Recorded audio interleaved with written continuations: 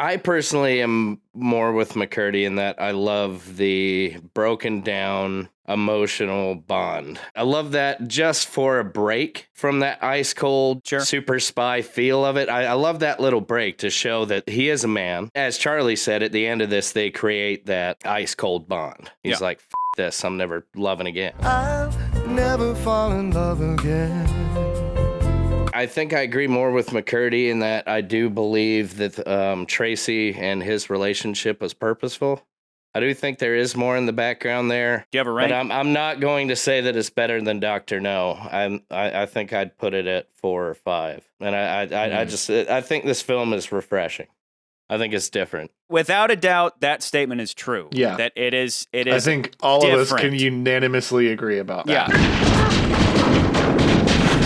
After the big, crazy $10 million of You Only Live Twice, they come through with something a little more personal and small, and that's an intelligent play. That's a good move in any franchise, is to do just that. And on that note, I never said that stakes don't matter. I said that bigger stakes don't automatically make better movie. My point was that every movie could always just be like, this person's going to die. Well, in this movie, the city's going to die. In this movie, the country's going to die. The world's going to die. The universe is going to die. Bigger stakes doesn't mean better movie. Stakes matter, but size of stakes are irrelevant compared to story quality. That was my point. And I would have no trouble at all if the ending of the movie was just rescuing Tracy with none of this virus stuff. But I do appreciate that that ending does have a mixture of world-ending stakes and personal stakes. I do think that's pretty great. I'm also going to add, I guess, to my point, I like how Bond shows that he is naturally heroic, not necessarily just for Queen and Country. Oh, Draco? Yes, who is it? Bond. James Bond. Thank God, James. I'd like to interest you in a demolition deal that requires certain aerial activity to install equipment.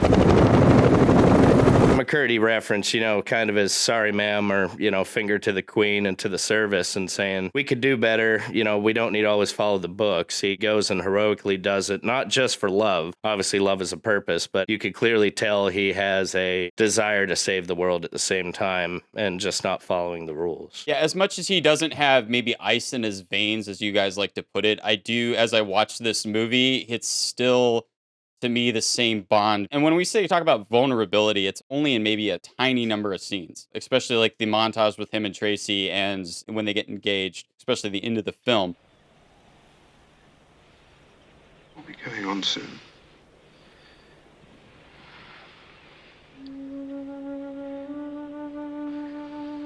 There's no hurry, you see. We have all the time in the world.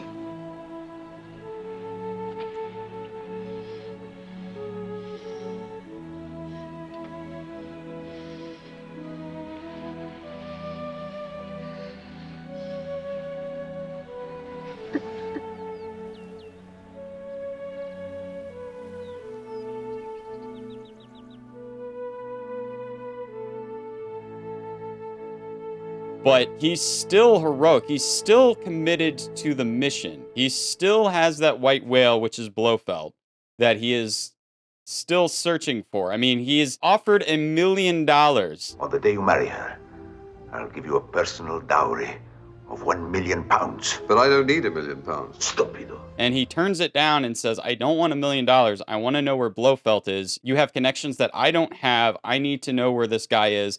I'll date Tracy for that. Can you do that? But we've established in the past that Bond doesn't care about money. Again, The Fall of Grant was greed, which I argued heavily that didn't make sense. Because it seems so out of character. And the same thing here. The fall of Bond in this, Bond's fucking dick. I'm Sir Hilary Bragg. Oh, no, Mr. Bond. Respectable baronets from the College of Heralds do not seduce female patients in clinics. This movie could have been called Pussy Over Mission. Or alternatively, Bond's dick gets him into trouble. Exactly. Like, Patterson, you and I argued last time where I still think that the Connery movies are largely mission over pussy, with Bond occasionally slipping and being like, that chick's hot. Look how hot that chick is. Like, he did that with Tatiana, and he did that with Brandt.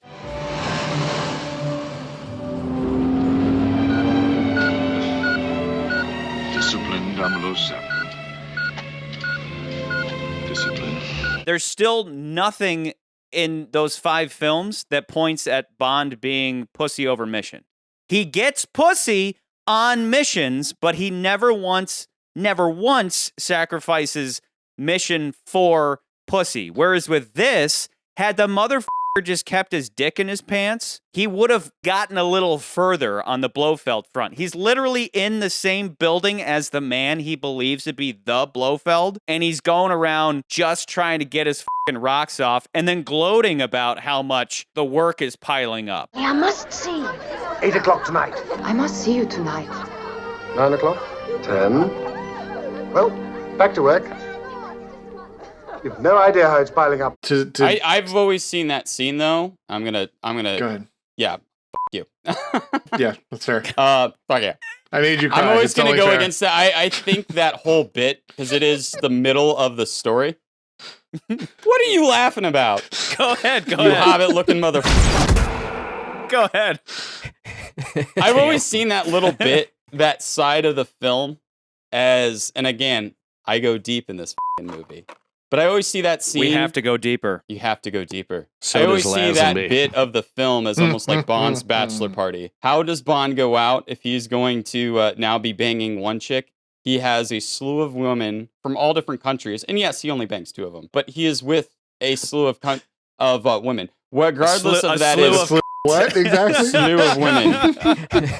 My other point is that bit where he is banging all those chicks. I mean, he is also investigating. He's trying to figure out. Okay, I know Blofeld's here. Blofeld's up to something. I have to find out what he is up to. But he's not focused on it at all. No, he is. You could maybe argue that the scene with the first chick, he's actively bringing in information because he sees her being brainwashed. But that doesn't mean we had to have an entire sequence dedicated to him banging her. He could have been sleuthing around the place and found that out on his own. He goes back to his room, and then he's got another fresh chick waiting for him to bang. And then after that, he seems solely focused on banging, and not on Blofeld. Surely he would have known, like, obviously they're monitoring these women 24/7. Like, they're watching them constantly. So he had to have known that he would be blowing his cover by engaging with any of them for any amount of time. They literally and for any have reason. AV stuff in every room. They at least have audio speakers in every room. Don't you think they're going to have cameras or microphones, But he shows no regard for that. I struggle with this movie, but I guess to preface, I obviously don't have a dog in the fight. This is my first time having seen this movie. First time having seen... Perfect. Pretty much any of these movies. Yes. Tell us everything. Please tell us. I'm similar to Scott, somewhere in between Patterson and McCurdy, but I'm closer to Patterson. I'm going to put it in the lower half for sure. While I agree it's interesting to have like a different sort of Bond, and obviously the cinematography is great, the location is awesome. I do love that location. I find it lacking in a lot of ways too. I don't know if it's just like new Bond, new director, new sort of Bond, or what, but it's probably just a combination of the things. It would have been interesting to have seen Connery in this role. Absolutely. I guess to be the first to bring up the Craig movies in this episode. With Get the your Daniel shot Craig right. series, we get You the must art. drink. Drink. No, and drink. I'm gonna hold on. I'm gonna go off of what Nans is saying though, because you guys are gonna argue that like, no, he has ice in his veins all the time. He must have ice in the. And then you get to Casino Royale, and of course, we see another vulnerable Bond. Hang on. That's Why the are we other talking? thing. Why are we I don't talking give a about shit. that? No. Why are we You. talking about that? We're No, talking about it because I want to make a point with your about argument. these first 6 movies. You're going to watch these first 6 movies, and then you're going to make the same argument. You're like, no, this movie is not as good because he doesn't have ice in his veins. And then we're going to get to the last 5 movies. We're going to get to the last saying- 5 movies, and you're going to say... saying that is why this movie's bad. It's not a bad thing to explore Bond as a character. What it comes down to is the merits of that exploration. And I would completely agree with Patterson that the whole Tracy aspect could be significantly better. To see into his past and see possibly why he's a cold-ass motherfucker is a great thing. But our whole argument is that both Bond questioning whether or not he still wants to work for MI6 and why he's in love with Tracy both escape us. That's why it doesn't work. That's why the whole central theme of what is he to do with the rest of his life fails, because it wasn't set up properly.